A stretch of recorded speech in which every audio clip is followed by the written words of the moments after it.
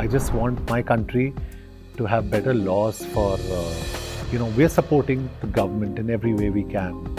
I want the government to support. In 5 years, 7 years, 8 years, you won't see any. And for people like me, it'll be a blessing because I won't see any suffering. The young population of India needs that mindset change. Till my last breath, I will only look out. I think I want people to know that real men cry. Russia has helped us in all our wars. Why would we not support Russia? Do you think most Indians know what is happening in Manipur? It's important for everybody to know that. So why? Because Manipur is your country.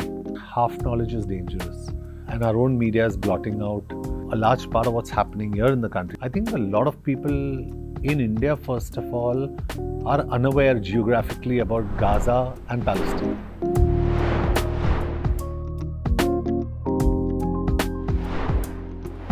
One glance at his filmography tells you how he is positioning himself both as a performer as well as a producer, especially with the films that come out of his stable under his banner. They kind of make that clear-cut distinction, that stark contrast that separates movies from cinema. Joining me now, JohnAbraham. John, thank you so much for joining us. Thank you, Pratham. Thank you. Happy to be here. In this one, you play a diplomat. What a striking performance, John. Thank you. What does diplomacy mean to you, both politically as well as in your personal space? Has there ever been an occurrence where you could be yourself, who you are truly, but you exercise diplomacy judiciously and it worked for you? I think every day. Really? Yeah, every day. Every day you have to strike the balance and make someone feel special, make someone feel like they're doing the right thing. Even when they're doing the wrong thing, try and make them understand that, listen, they need to cross over this. It's a battle every day about being diplomatic. But diplomacy doesn't mean being over smart. Diplomacy means being empathetic, understanding where the other person comes from, and kind of controlling or tiding over that situation. So that's an everyday battle. And on the political front? So politically, I'm very aware about anything and everything that's happening in India and abroad. So I say it as it is. And I'm not judgmental. But I have my opinions. And I may feel I'm right in my space, but I may not be entirely correct from the general perspective of an audience. Like, for example, in a recent interview, I brought up the fact that I think it's great that India supported Russia. Yeah. That really is going viral. Yeah. And people are like, how can you make a statement like that? Am I against war? Yes, I'm against war. That's being diplomatic. I am against war. And that's being true. But do I think it was a wise move? Russia has helped us in all our wars. Why would we not support Russia? So I think you have to draw that balance and tell politically things as they are. Be it the government in India, be it anything overseas. You have to be smart about but you should be knowledgeable. Because there's a saying that half knowledge is dangerous. So you can't go in with half knowledge. Would you be diplomatic with your answer if asked about Gaza and Palestine as well? You talk about Russia. Yeah. Yeah, of course. I'd be diplomatic as in I'd be truthful to my answer.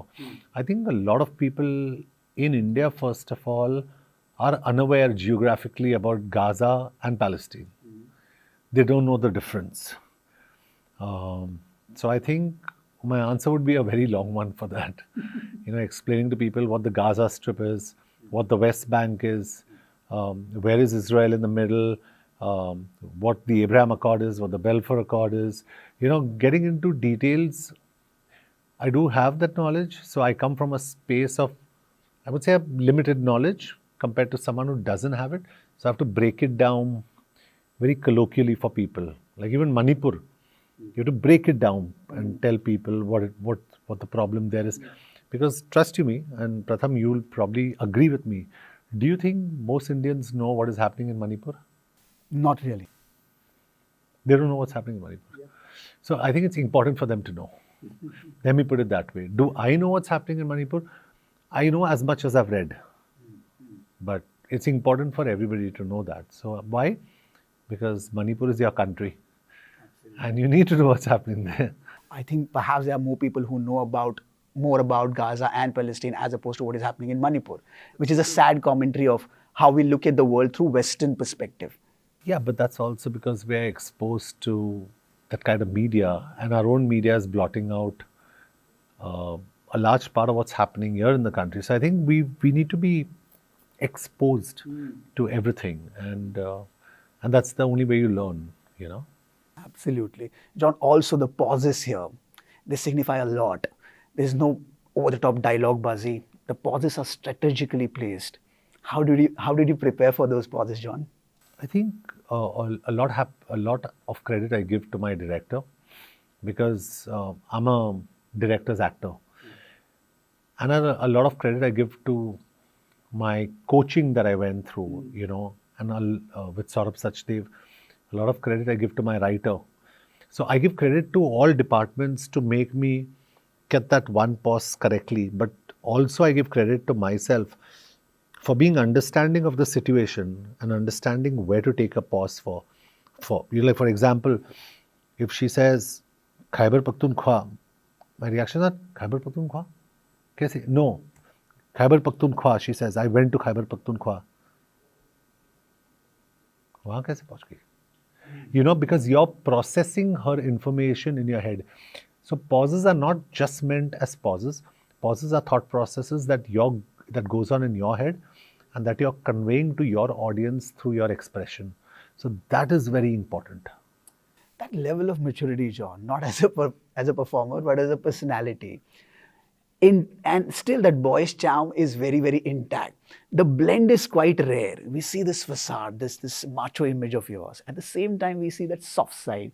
You shed tears when animals are being discussed. On the KBC, we see that. Yeah. And it was very genuine. People appreciated that soft side as well. How do you nurture that balance? How do you nourish yourself so that you remain that macho star that everybody wants to see on the big screen, but at the same time, that soft side, that sensitive side, and sensible one at that as well, is nurtured? I think I want people to know that real men cry. That's very important. You know, it doesn't make you a man when you don't cry. I think I'm sensitive. You know, situations hurt me. And when it comes to animals, which is a cause very close to my heart, that breaks me. So I just want my country to have better laws for animals, which we don't, unfortunately.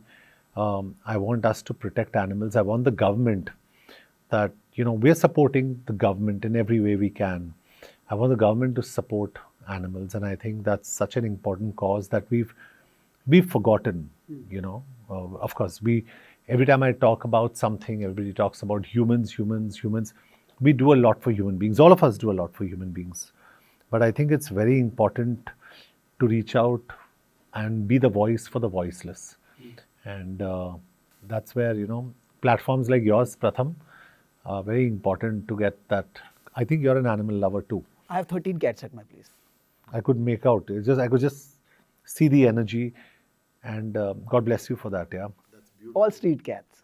Lovely. No breeds, no fancy breeds. All indies. So I can tell you I'm already a fan of yours. Thank you for saying that. And I think you must bring that energy and that power to more people, you know, especially youngsters. Because see, there's a certain generation that doesn't care about animals. And everybody wants breeds. And everybody wants status. Correct. You know? Correct. I think we need to do away with that. We need to do away with that. And with that can only happen with education, awareness, and mindset change.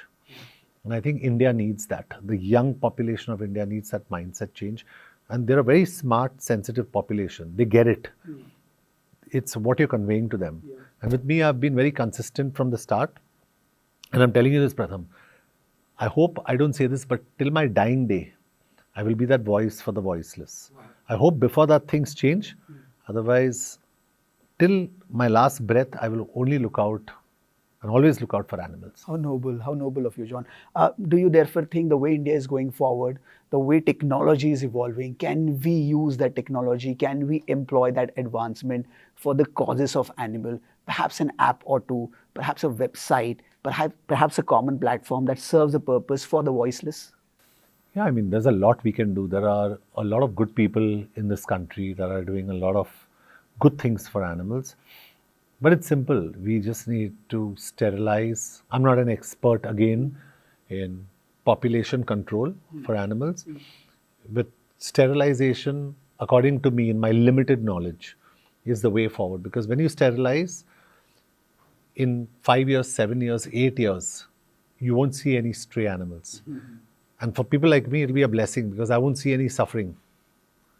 So I think that for me, that's the way forward. But I hope the government does do something about this because it's quite painful to see. John, उम्मीद करते हैं आप ऐसी ही बेहतरीन story सबके सामने लाएं. As a performer, as a production house, as a personality that you are. Thank you. Thank Thank you you, हमसे Pratap. बात करने Thank you. Thank you.